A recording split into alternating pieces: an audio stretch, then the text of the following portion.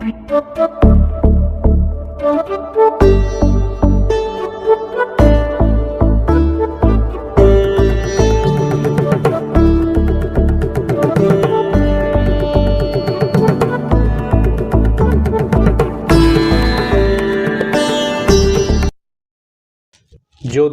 पतये नमः।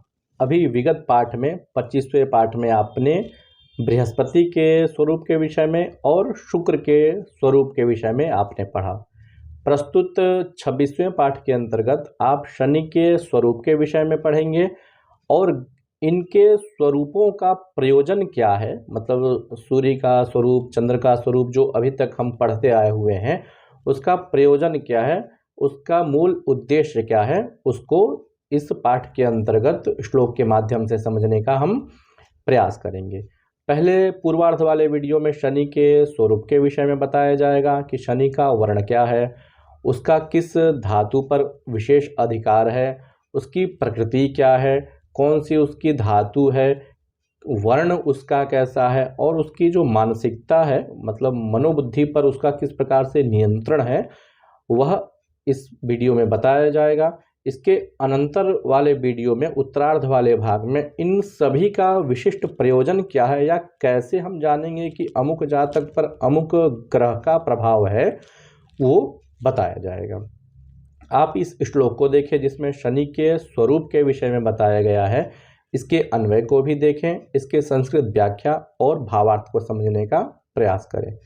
जैसा कि श्लोक इस प्रकार से है, कृशदीर्घः पिंगाक्षः कृष्णः पिशिनो नील प्रकृति स्थूल नखदंतरोमाः शनैश्चरो स्नायुसारश्च। इसके अन्वय को आप देखें। कृशदीर्घः पिंगाक्षः कृष्णः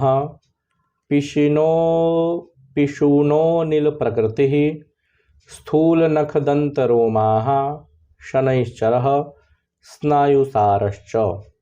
श्लोक के जैसा ही इसका अन्वय है। इसकी आप व्याख्या देखें।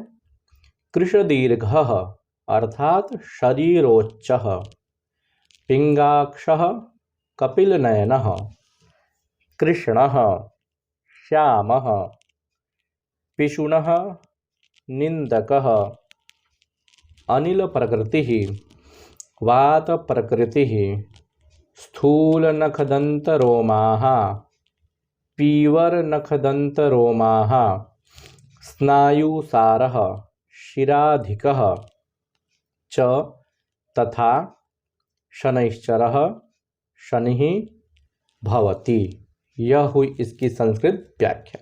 इसके हिंदी भावार्थ को आप समझें। जैसा कि बताया गया है कि कृशदीर्घः अर्थात शनि से जो प्रभावित व्यक्ति होता है वह कृश होता है, मतलब दुबला पतला होता है और दीर्घ होता है। दुबला पतला होगा किंतु वह लंबा होगा। तो कृश दीर्घ अर्थात दुबला पतला और लंबा शरीर वाला वो शनि से संबंधित व्यक्ति होता है। इसके अतिरिक्त पिंगाक्ष पिंगल नेत्र वाला होता है। जैसा मंगल का और सूर्य के विषय में बताया गया था, तो ठीक वैसा ही शनि से प्रभावित जो व्यक्ति होता है तो उसके भी जो नेत्र होते हैं वह पिंगल होते हैं। और वर्ण कैसा होता है तो कृष्ण अर्थात श्याम वर्ण का होता है, अर्थात काला जो वर्ण होता है उस वर्ण का वह व्यक्ति होता है जो शनि से संबंधित होता है। इसके अतिरिक्त पिशुनः वह पिशुन होता है अर्थात निंदक होता है, अर्थात हमेशा किसी दूसरे की चुगलखोरी करता रहता है, किसी दूसरे की निंदा करता रहता है, हमेशा अपमानजनक इत्यादि बातें करता रहता है। जो शनि से संबंधित जो व्यक्ति होता है वह पिशुन होता है, मतलब चुगलखोर जिसे हम लोक भाषा में कहते हैं, तो वह वैसा होता है। इसके अतिरिक्त वह अनिल प्रकृति का होता है अर्थात वायु प्रकृति का वह होता है।